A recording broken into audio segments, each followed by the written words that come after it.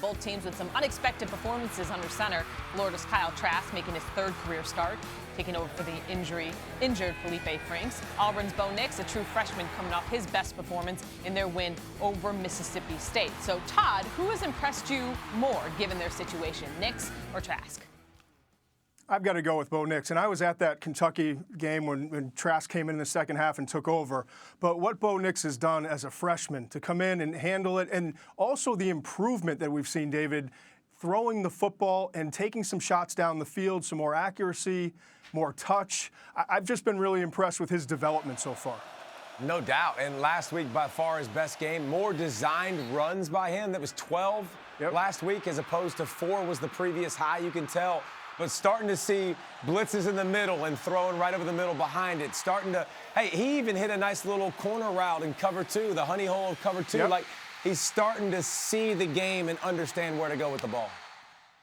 Yeah, and the one thing I'll say, that inside zone that they run, it's so important that you've got to have a quarterback that you feel threatened by. And he's running for what, 7 yards a carry, and was not afraid, as you said, to carry the football and showed some speed. And that not only was it good for this game, but now defensive coordinators are looking and say, uh-oh, we got to really concern ourselves with it. Now, the one thing he's got to do when he's a young kid, but put that ball away, son. And it wasn't even just, that was a great punch out, but he had the ball out here when he was running, dangling it. But other than that, how could you not be impressed with what Nix has done so far this year and how he's progressed every week? Well, both quarterbacks have essentially been thrown in the fire, as Nix is a true freshman and Trask is taking over, and he will continue to get tested as their schedule is brutal. Saturday's game against Auburn will start a 4-game stretch for the Gators. That, according to David's favorite, the FPI, is the toughest for any team in the country. Florida will have 2 more top 10 teams in LSU and Georgia over the next 4 weeks. So, David, what do you think the Gators' record will be after this tough stretch? 1-3. Ugh. I mean, it's just that's a difficult ask for anybody, and especially Trask, a new quarterback coming in. And I think Florida's defense is good enough to keep them in a lot of these games, but offensively they are very one-dimensional. They cannot run the football at all. If it's Townsend, they can't run the football. You saw that, last week. So it's a tough stretch. It's the toughest stretch in America. There's nobody that's going to have a harder 4 weeks. And Todd, if they got 2-2, it would be seriously winning. That's how crazy that stretch is. That's exactly what I was going to say. 2-2 is a huge win. And, seeing that group against Kentucky, that offensive line, that's the problem. Their run game's not good, and it's because the offensive line, they just can't get any push.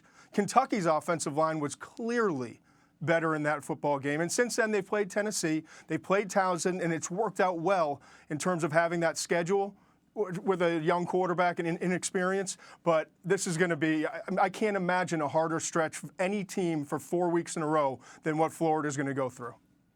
Yeah, Dan Mullen may be looking at that schedule, just dreading it. But he did have some interesting things to say about 2 weeks ago about the overall schedule for his team and the SEC. Take a listen. I think we should mix up the league schedule more, to be perfectly honest with you. You know what I mean? If you look over the next 6 years, I think we played Miami 3 times, Florida State 6 times, South Florida 3 times, Mississippi State once. So who's the SEC teams? I think it's an injustice for the kids. We should mix those games up, and you should, play more teams from the West. So, Todd, does Mullen have a point? Should there be more variety for the SEC schedule? I think he's absolutely crazy. I'd play Miami, Florida State, and South Florida over any of those teams in the West week in and week out. But no, I understand what he's saying.